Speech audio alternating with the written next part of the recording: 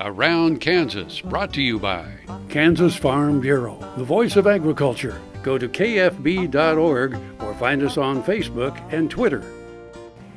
Well, we're back, and one of my favorite towns because of the art there is El Dorado, Kansas, and we featured our good friend Rod Seal, who is the director of the Coots Museum of Art down there on Main Street. Go see them. And it's a great time to go visit El Dorado because they are marking the 100th anniversary of the big oil strike. Another anniversary. This Another time 100 anniversary. years. We're just, just racking them up here. But it's such a cool town, and, oil and gas have meant so much to the economy of the West and, of course, then the whole nation. But when the oil and gas industry was really in its infancy, the Stapleton strike down in El Dorado was just huge. Oh, gigantic. Huge news. Huge news. Yeah. And then we've had others throughout the state, and of course it remains a big piece of the Kansas economy. Yeah. Well, and if you go to Wichita on the turnpike, of course you go past El Dorado, or is it El Dorado? El Dorado, as we call it in Kansas. Say El Dorado, and then you do say El see, Dorado. I mean, you drive through a lot of the oil fields Sure. and the refineries and all that, and people don't really, I mean, they've heard of the Hugoton oil fields, Right. but El Dorado actually is a bigger strike. Oh, it's a great story. Stay tuned. 100 years ago, on October 5, the Stapleton No. 1, an oil well in Butler County, finally gushed black gold.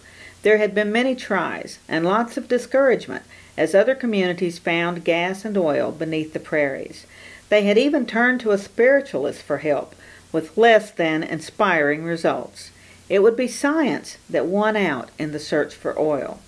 In June of 1914, El Dorado City Fathers contracted with Erasmus Haworth, soon to retire from his position as state geologist, to perform a geological study of the area. His fieldwork outlined the El Dorado anticline, which unsuccessfully was drilled a year later.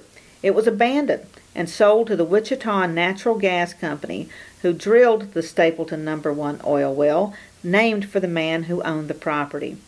The timing of the find could not have been more welcome as America entered World War I and cars became more common. Demand for oil was at a new peak. It is estimated that the oil field was producing 9 to 12% of the world's oil. Some referred to it as the oil field that won World War I. Since then, it has produced more than 300 billion barrels. That's 300 million barrels of oil. The legacy of the oil field and its transformation of Butler County and surrounding communities is celebrated by the Kansas Oil Museum in El Dorado.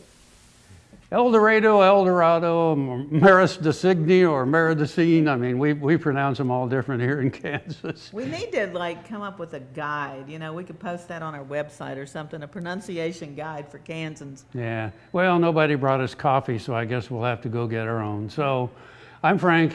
I'm Deb. And we'll see you somewhere around Kansas. Closed captioning brought to you by Kansas Soybean Commission. The Soybean Checkoff Progress, powered by Kansas farmers.